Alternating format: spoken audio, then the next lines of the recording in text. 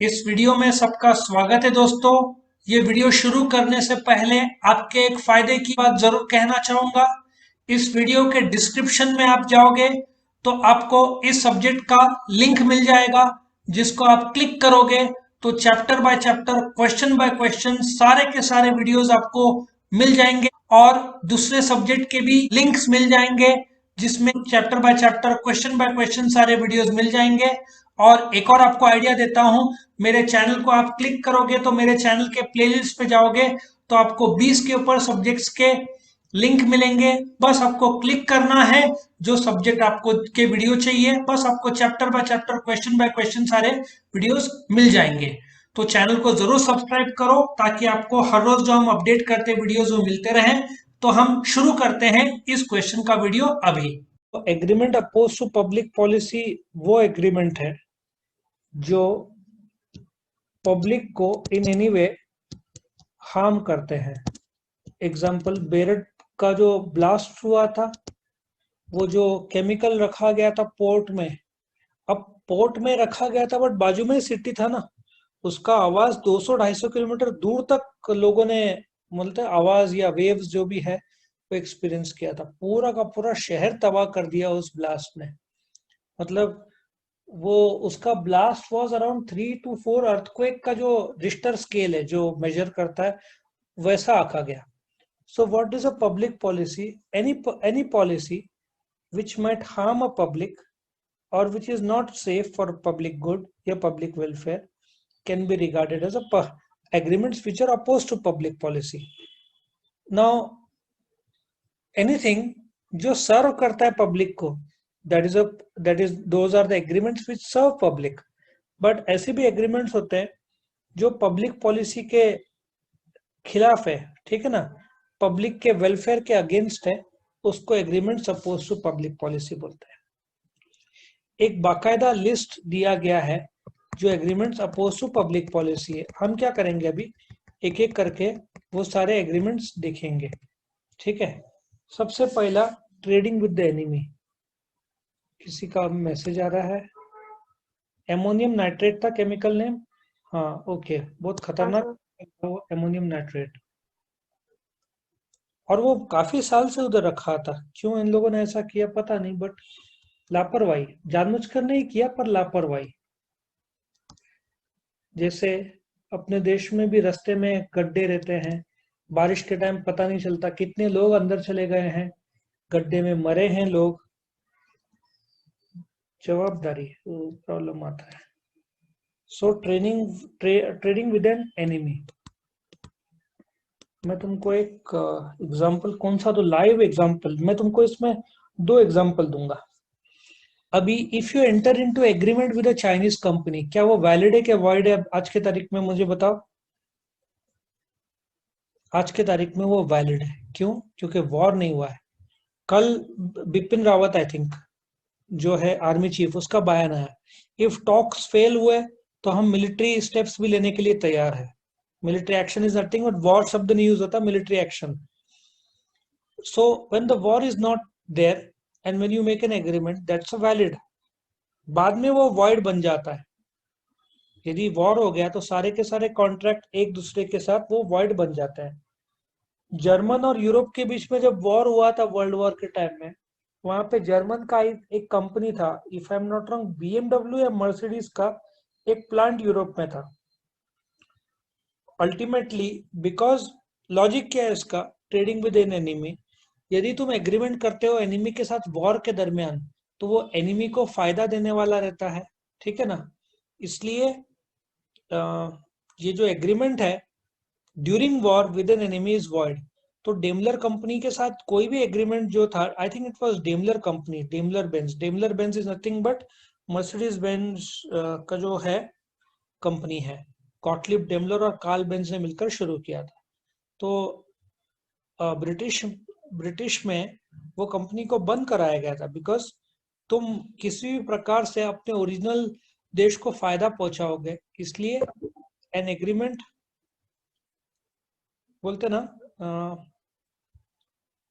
जो with a public enemy during war, याद रखो वॉर के टाइम में वो अनफेयर माना जाता है। बट बाकी केस में वो लीगली वैलिड माना जाएगा। मैंने एक इंडिया चाइना का एग्जांपल दिया और एक डेमलर बेंज का एग्जांपल दिया। दूसरा, an agreement interfering with administration of justice, an agreement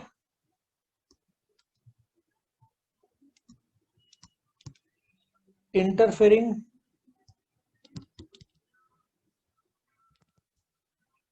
with administration और जस्टिस। नाउ इसका बेस्ट एग्जांपल तुम रिया चक्रवर्ती का केस लो, बॉम्बे पुलिस लो, क्या कर रही है बॉम्बे पुलिस। सीबीआई ने आकर देखा 3 दिन में एक एक खटाखट सब, बोलते ना ऑन पर्पस आए हैं वो लोग बोलते ना कहीं पे भी फालतूपना नहीं, आके एक एक काम 3-4 दिन में उन्होंने वो काम किया जो 2 महीने में बॉम्बे पुलिस ठीक से कर नहीं पाई। सीधी बात है, ये तो बॉम्बे पुलिस को इन लोगों ने पैसा खिलाया, या तो ऐसा एग्रीमेंट किया। एग्रीमेंट तो तुम कर नहीं सकते पुलिस को कि भाई मैं पैसा देता हूं तुम तहकीकात मत करो, पॉसिबल ही नहीं है, क्योंकि कायदा ये बोलता है कि तुम प्रोसिक्यूशन को स्टाइफल नहीं कर सकते। प्रोसिक्यूशन को स्टाइपलिंग कैसे बोलते हैं?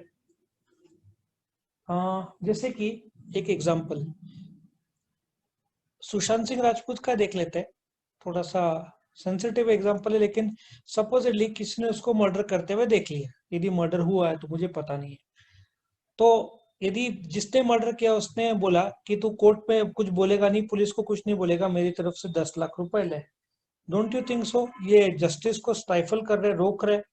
तो ऐसे टाइप के सारे एग्रीमेंट्स वॉइड है।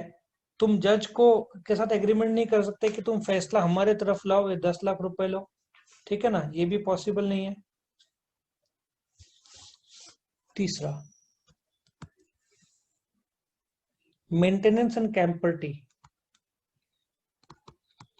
मेंटेनेंस एंड कैंपर टी करके ये है। ना सबसे पहले कैंपर टी क्या होता है? कैंपर टी एक ऐसा होता है कि जैसे फॉर एग्जांपल ए और बी है, ठीक है, ए को बी से लाख रुपए आना है, बट ए फाइट नहीं कर पा रहा है केस। सी ए को बोलता है मैं तेरे को कोर्ट लड़ने का पैसा दूंगा, ठीक है ना, तो क्या ये कर सकते हैं? सी ए को लीगल हेल्प दे रहा है for fighting the case properly. जो 1 लाख रुपए मिल जाता है, कैंपर्टी क्या होता है? सी बोलता है उसमें से मुझे 20,000 दे। ये इंडिया में पूरी तरीके से बैंड नहीं है। मैं तुमको एक लाइव एग्जांपल देता हूं तो तुमको समझ में आएगा। आई थिंक उसको फोरफिट बोलते हैं, not the forfeiture of shares. ICICI bank का क्रेडिट कार्ड है, सीसी क्रेडिट कार्ड, उसका एक कस्टमर है मिस्टर ए। मिस्टर ए से 50,000 रुपये आना है, मिस्टर ए कब लगातार टाल रहा है। So what happens, ICICI bank ये कर्जा एक XYZ संस्था को बेच देता है, XYZ कंपनी को बेच देता है। नाउ XYZ कंपनी और मिस्टर ए का कॉन्ट्रैक्ट लागू हो जाएगा। भले ही ये स्ट्रेंजर है, बट इन इंडिया ये अलाउड है, इन ब्रिटेन ये अलाउड नहीं है। सो आईसीआईसीआई बैंक ने अपना कर्जा XYZ को दे दिया, कितने में? मे बी 40,000 रुपीज में। अब XYZ कंपनी मिस्टर ए से वसूलेगा। इसको कैंपर्टी बोलते हैं। लॉजिक समझ में आया? कैंपर्टी क्या बोलता है? नॉर्मली शेयर मिल रहा है, कैंपर्टी में XYZ को या तो शेयर मिल रहा है, और इन मेंटेनेंस सिर्फ सी खर्चा मांग रहा है। मेंटेनेंस और कैंपर्टी में फर्क है कि यहाँ पे इधर XYZ will get some share, कि चलो एक एग्जांपल लेते हैं कि आईसीआईसीआई ने XYZ को बेचा नहीं, बट मदद किया आईसीआईसीआई को कि भाई मिस्टर ए के विरुद्ध कोर्ट केस में। जब आईसीआईसीआई बैंक कोर्ट केस जीता है और मिस्टर ए आईसीआईसीआई बैंक को 50,000 दे देता है, तो आईसीआईसीआई बैंक XYZ को उसमें से 10% 5,000 देता है। क्या ये इंडिया में वैलिड है? The answer is yes. बहुत सारे लोग ऐसा करते हैं कि तू वसूल के दे, 10% तेरा, ठीक है ना। सो ये कैंपर्टी हुआ। और मेंटेनेंस में वो कुछ मांगता नहीं है, बोलते ना, A does not demand any property from B, मतलब छोड़ देता है वो, तो that is called as a maintenance. यहाँ पे मैंने लिखा हुआ है, A friend of B dispute with C, A gives legal or financial help for fighting case to recover properties from C. A does not demand any from B. Now मैंने जो लिखा हुआ एग्जांपल वो बताता हूँ। A और B है, B का फ्रेंड है A, B थोड़ा वीक पड़ रहा है कोर्ट केस में, पैसों की कमी, A फाइनेंशियल हेल्प करता है B को, 50,000 का रकम है, C हार जाता है केस, C B को 50,000 देता है, उसमें से 10% B A को देता है। So this is champerty. कुछ लोग चैम्पर्टी भी प्रोनाउंस करते हैं, बट सीएच में क सा प्रोनाउंस होता है। और ए कुछ नहीं मांगता, दैट इज मेंटेनेंस। इंडिया में पूरी तरीके से बैंड नहीं है ये, बट फिर भी कोर्ट केस देखा जाता है कि कहीं ऐसा ना हो कि ए बी को बोल रहा है कि मैं टेक ओवर करता हूं और धमकाता है सी को, देन वो बैंड है, ठीक है ना। इन यूरोप में ऐसा पॉसिबल नहीं है होना, बट इंडिया में ये पॉसिबल है। सो मेंटेनेंस और कैंपर्टी के भी एग्रीमेंट्स बैंड है इन सर्टेन केसेस। अब ये केस में वैलिड है, ठीक है ना, in some cases it might not be valid. क्या ये पार्ट सबको समझ में आया? ये थर्ड था। अभी नेक्स्ट में हम आगे बढ़ते हैं, इसमें जो जो है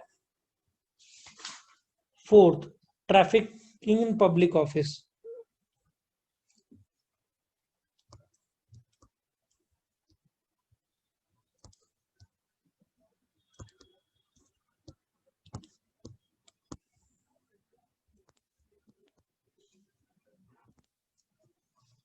अब ये होता क्या है traffic in public office?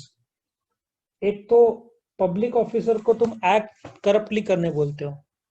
Example, तुम जज को बोलते हो 10 लाख रुपए ले, और ये जो मेरे विरुद्ध इनकम टैक्स का 50 लाख रुपए का कर्जा है या रेड का पैसा मांगा गया, वो छोड़ दे। तो तुम पब्लिक जज ले नहीं सकता। इनफैक्ट तुम देखो, जज तुमको बहुत कम मार्केट में से दिखते होंगे घूमते हुए, क्योंकि जज को बहुत संभाल के रहना पड़ता है, किससे बात कर रहा है, क्या बात कर रहा है, पब्लिक आए, ये सब जज को बहुत संभालना पड़ता है। क्योंकि कहीं भी आजकल तो कोई भी वीडियो खींच लेता है और अलग ही मीनिंग लोग निकाल लेते हैं, ये एक प्रॉब्लम हो जाता है।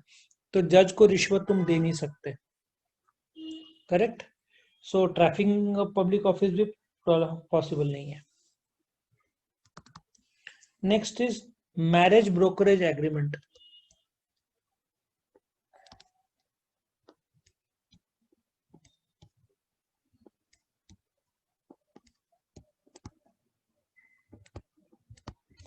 अब ये मैरिज ब्रोकरेज एग्रीमेंट होता क्या है, let us understand. An agreement to negotiate marriage for reward which is known as a marriage is void. ये ए है, ये बी है, ये मिस्टर है, ये मिस है, सी दोनों को कनेक्ट करवाता है, सी इससे कमीशन मांगता है, बी से कमीशन मांगता है। Is it valid? The answer is no. India में वैलिड नहीं है। It is oppose to public policy to pay money to a person hire to procure.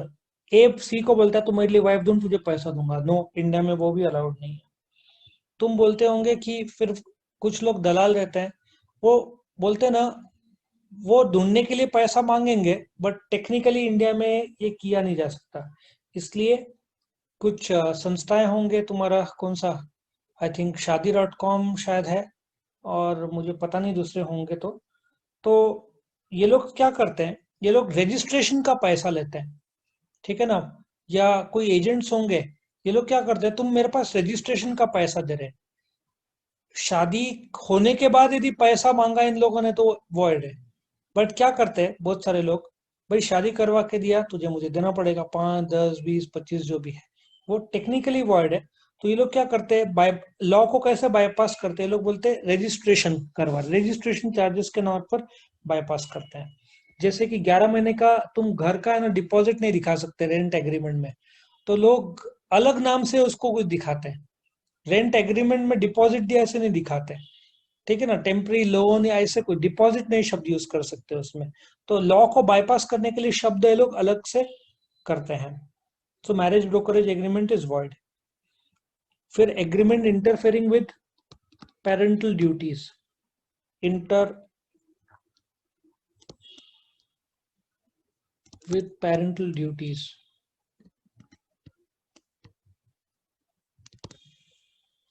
अब ये क्या है?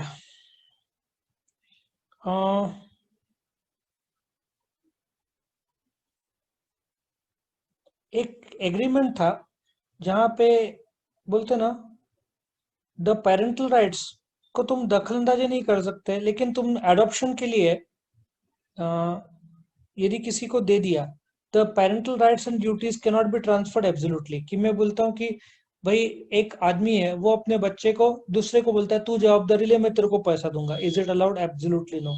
इंडिया में वो पॉसिबल नहीं है। ठीक है।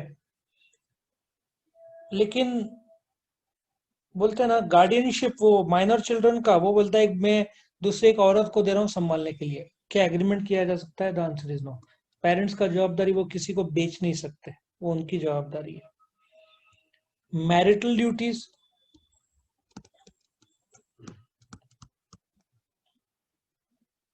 ए बी को बोलता है एक काम कर, तेरी बीवी सी है, तू उसको डिवोर्स कर, मैं तेरे को ₹1,00,000 दूंगा। बी बोलती है ठीक है। The answer is no. तुम agreement interfering with marital duties के भी एग्रीमेंट नहीं कर सकते। ओरल एग्रीमेंट तो चलेगा ही नहीं कोर्ट में। रिटर्न तुम एग्रीमेंट देते हो, मैंने बी को ₹1,00,000 दिया था जिसमें बी सी को डिवोर्स करे, साफ है, वो कोर्ट ने अलाउड नहीं किया। मतलब ये agreement suppose to public policy, ये लिस्ट ऑफ एग्रीमेंट्स है जो तुम कर ही नहीं सकते, मतलब बाय डिफॉल्ट वो वॉइड है। ठीक है ना? तुमने स्टैम्प पेपर सब सब बराबर किया, लेकिन वो भी लागू नहीं है, मतलब सीधी बात है वो वॉइड है।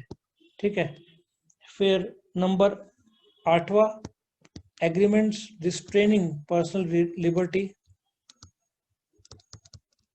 मतलब ये कॉमन सेंस है यार, तुम्हारा फंडामेंटल राइट्स कोई ले रहा है, पर्सनल लिबर्टी। ठीक है। फंडामेंटल राइट्स तुमको कोई रोक रहा है। हर एक आदमी को भारत में राइट टू लाइफ है, पर्सनल लिबर्टी है। तुम यहाँ पे मत रहो, तुम बॉम्बे चले जाओ, ₹2,00,000 लो, नहीं पॉसिबल ही नहीं है ऐसे एग्रीमेंट्स।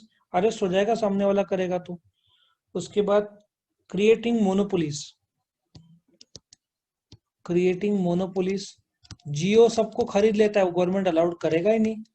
यदि जियो ने एयरटेल को खरीद लिया और आइडिया को, मुकेश अंबानी फोर्थ रिचेस्ट आदमी है, वो दोनों को खरीद सकता है, वो भी कैश में, इतना पैसा आ गया अभी इसके पास, रिलायंस के पास। कोर्ट ये होने देगा ही नहीं। इसलिए देखो, सऊदी अरेबिया का अरामको जो डील था, करीबन बहुत बढ़िया डील था। अरामको तो 5 लाख करोड़ दे रहा था रिलायंस को, 5 भी नहीं, 5.5 लाख करोड़ का डील था, लेकिन वो रिलायंस का 20% खरीद रहा था। कोर्ट, इंडियन कोर्ट ने उसको क्लियर ही किया नहीं। बोलते ना, रिलायंस को क्या लगा था, उसका टोटल कर्जा 3.25 लाख करोड़ था, जिसमें से आई थिंक जियो का 1.5 लाख करोड़ था। तो रिलायंस वालों ने क्या सोचा, अराम उनको 20 या 25% हिस्सा बेच दिया, आई थिंक 20% था, कि चलो सऊदी अरेबिया के अरामको वर्ल्ड का सबसे प्रॉफिटेबल कंपनी है, उसको 5.5 लाख करोड़ में बेच दिया। मतलब उनको लगा था 3 लाख करोड़ का कर्जा जीरो हो जाएगा और हम हमारे पास 2.5 लाख करोड़ कैश आ जाएगा, जिससे हम दूसरे बिजनेसेस खरीद सकते हैं। बहुत एग्रीमेंट भी हो गया था इनका, लेकिन कोर्ट ने रोका हुआ, इंडियन कोर्ट्स अलाउड नहीं कर रहे उसको आगे बढ़ने के लिए अभी। और गवर्नमेंट का परमिशन भी तो लगेगा ना।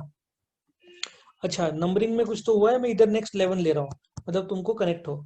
Lawyer and a client, supposedly एक लॉयर है, लॉयर और एक क्लाइंट है सी। लॉयर बोलता है क्लाइंट को कि ये मैं कोर्ट केस तेरा लड़ूंगा, ठीक है। सी बोलता है एक जमीन है जिसकी कीमत है ₹1 करोड़, वो डी ने गलत तरीके से हत्या लिया है, जब इस्तेमाल कर रहा है। सी कोर्ट में चला गया। लॉयर बोलता है कि यदि जमीन मैंने जिताया तेरे को, तो 1 करोड़ का 20% मुझे दे देना। The answer is no, not possible. क्यों? कोर्ट लड़ने के लिए हायर किया है क्लाइंट ने लॉयर को, इसमें परसेंटेज नहीं दे सकता। ठीक है ना? वो एग्रीमेंट ही वॉइड है, वो पॉसिबल ही नहीं है इंडिया में करना। ठीक है, आगे बढ़ते हैं। नंबर 12 तो कॉमन सेंस है, जो होता ही है।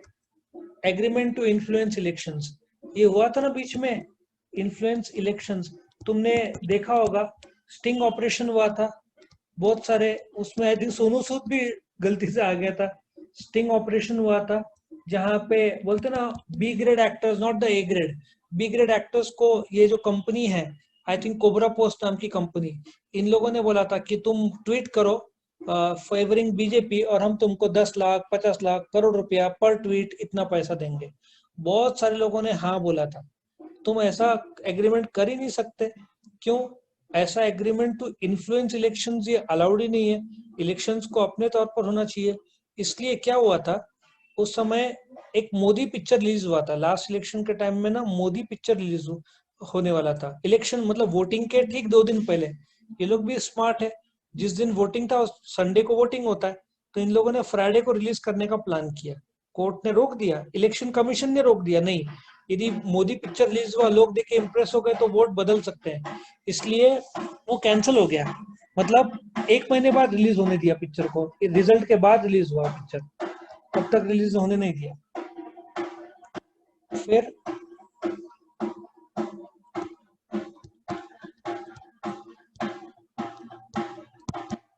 Period of limitation, no, period of limitation कर्जे का डेप्थ का 3 साल है। तुम इसको बढ़ा नहीं सकते, तुम कम नहीं कर सकते। जो लिमिटेशन है, ठीक है ना, स्टिपुलेट्स टाइम,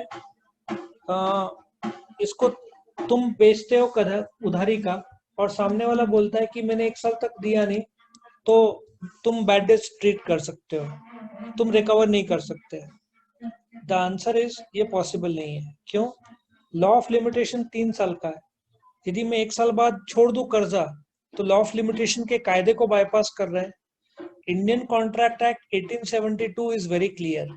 तुम जब अब सपोजिटली ये वैतरना डैम है, हम लोग गए थे इधर, वैतरना डैम है, ये नदी किनारा है, इधर किसी को प्लॉट लेने को मिलना ही नहीं है।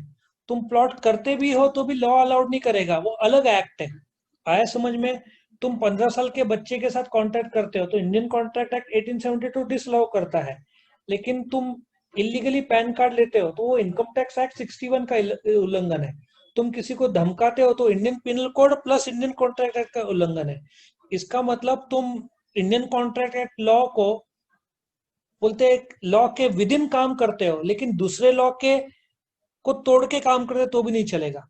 ये जो पीरियड ऑफ लिमिटेशन है, लॉ ऑफ लिमिटेशन एक्ट, मुझे ईयर नहीं याद आ रहा है, वो लॉ ऑफ लिमिटेशन एक्ट के तहत तुम क्रॉस नहीं कर सकते या कम नहीं कर सकते 3 साल का period. 14, an agreement not to bid for public auction. अब नासिक not to bid for public auction, अब ये तुमको बताता हूँ। एक कंपनी थी मेल्ट्रॉन, नासिक के 5-6 बिडर्स थे, अब नाम नहीं बताऊंगा किसने क्या किया था मुझे पता, लेकिन अंदाजा है, लेकिन उसमें बिड होना था। अभी सपोजिटली ए बी सी, मेल्ट्रॉन करके एक कंपनी है, सपोजिटली 3 बिडर्स है, 1 2 3, तीनों बोली लगाएंगे इस कंपनी पर कि हम खरीद रहे हैं, हम खरीद रहे हैं, हम खरीद रहे हैं। कंपनी बंद पड़ गई थी और गवर्नमेंट ने सोचा इसको ऑक्शन कर देता है। ए ने बी को अप्रोच किया, बोला कि 1 करोड़ ले, तू बिड मत कर, पीछे हट जा। ठीक है, ये हुआ है। तो बी ने बिड नहीं किया, ऐसा तुम कर नहीं सकते।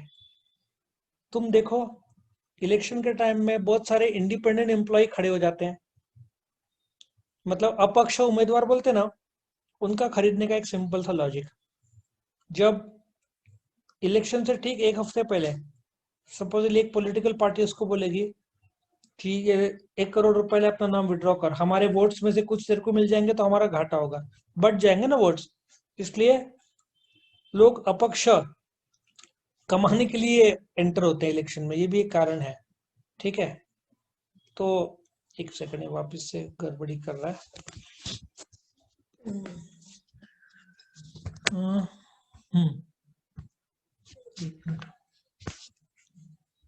ठीक है, तो तुम किसी को पैसा देके बोलो बिड मत करो, ये इलीगल है। हालांकि ये बहुत बार होता है, लोग बिड नहीं करते बिकॉज ऑफ मनी, लेकिन वो तुम ऑन ऑन ओरली करते, ओरली भी इलीगल है, राइटिंग में भी इलीगल, लेकिन लोग चुप कैसे करते हैं। फिर एक है डिफ्रॉड क्रेडिटर्स, एक minute, an agreement to defraud में इसको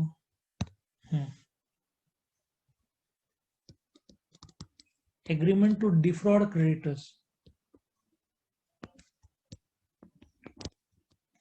अगेन एक किस्सा मैं सुनाता हूं। ये क्या था, एक आदमी था,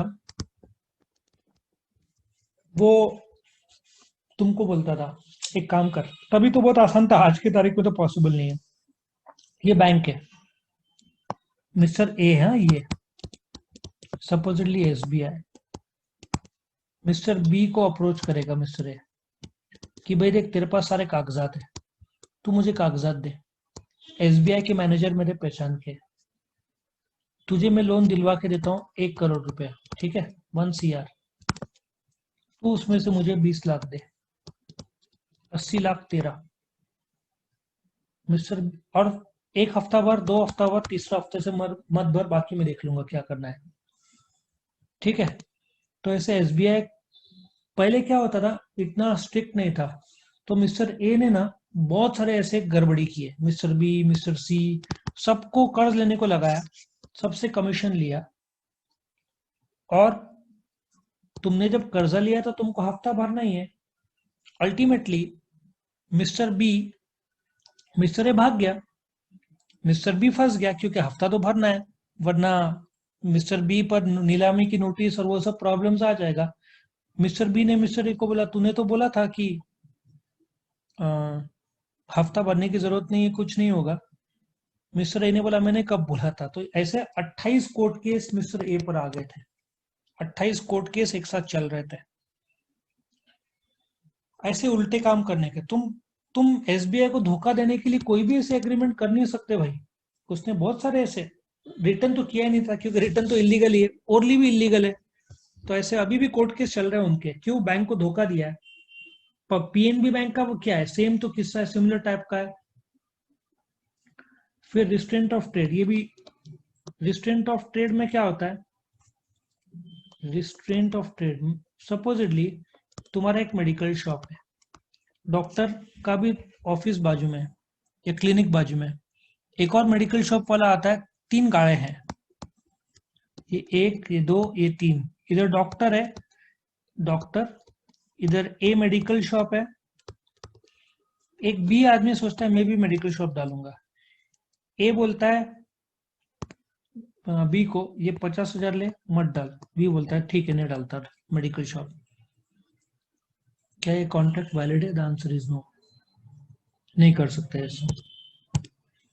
लास्ट के बचे में 17 number, in restraint of legal proceeding, same है, मैं रिस्ट्रेंट ऑफ लीगल प्रोसीडिंग्स, एक आदमी बोलता है तू गवाह मत बन, तूने देखा है क्राइम, तू मेरे से 5 लाख ले ले, क्या ये वैलिड है? The answer is no. सट्टा, क्रिकेट बेटिंग, वेजर, जिसको वेजर बोलते हैं ना, क्योंकि वेजर में एक पार्टी तो लूज करना तय है, तो इसलिए वो भी अलाउड नहीं, तुम क्रिकेट पे सट्टा इंडिया में कर नहीं सकते, यूरोप में अलाउड, और मेरे हिसाब से इसको लीगल कर देना चाहिए विद लिमिटेशंस। क्यों? क्योंकि करोड़ों रुपए, तुमको पता है ना, cricket betting, cricket betting India में बहुत सारे गुजराती में है, क्रिकेट बेटिंग करोड़ों रुपए, अरबों रुपए का खेल चलता है, गवर्नमेंट को कुछ टैक्स मिलता नहीं है क्योंकि सब इलीगल है, लोग चुपके से करते हैं। तो इंडिया में क्रिकेट बेटिंग को इलीगल करो, एक अमाउंट लिमिट लाओ कि एक आदमी साल का 10,000 के ऊपर नहीं कर सकता, तो क्या होएगा, नहीं तो लोग लॉटरी की तरह इसमें डालेंगे, लेकिन गवर्नमेंट को फायदा होगा, गवर्नमेंट को सीधा 30% टैक्स मिलना शुरू हो जाएगा। बट ये बोलते ना, ये इसलिए नहीं अलाउड कर रहे कि इंडिया का कैरेक्टर खराब होता है, ये सब नाटक शुरू हो जाएगा लोगों का। मेरे हिसाब से इसको अलाउड कर देना चाहिए कि तुम लीगली, लोग छुप छुप के बेटिंग करते हैं, लेकिन ओपनली फिर बेटिंग हो, ओपनली बेटिंग हो, लेकिन लिमिटेशन, मतलब आदमी बर्बाद ना हो जाए, उसका घर बार बिक ना जाए, 10,000 तक लिमिट कर सकते हैं, मैं तो सपोर्ट करता हूँ। तुम बोलोगे इली वो बेटिंग क्यों, मैं खुद तो कभी ये सब में चक्कर में पड़ता नहीं, लेकिन कुछ लोग ना जन्म से बैठ ये सब में रिस्क उठाते हैं, लॉटरी खरीदते हैं और फिर अपना जीवन बर्बाद करते हैं, तो एक लिमिट डाल दिया, उसके नाम पर उतना ही हो सकता है, तो देश के लिए अच्छा, मेरे पर्सनल थिंकिंग है मेरा, ये इसमें कोई कायदा नहीं है।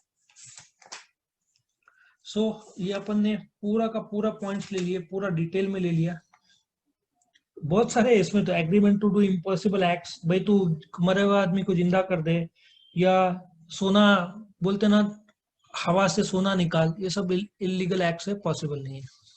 तो ऐसे तो मैंने तुमको 18-19 लिए, तुमको एग्जाम में उतने ही लिखने हैं, 15 से 20, उससे ज्यादा नहीं लिखोगे। सो आई थिंक मैंने तुम्हारा वीडियो पसंद आया तो लाइक कीजिए, अपने फ्रेंड्स के साथ शेयर कीजिए, उनका भी फायदा हो, और चैनल को सब्सक्राइब कीजिए। Thank you.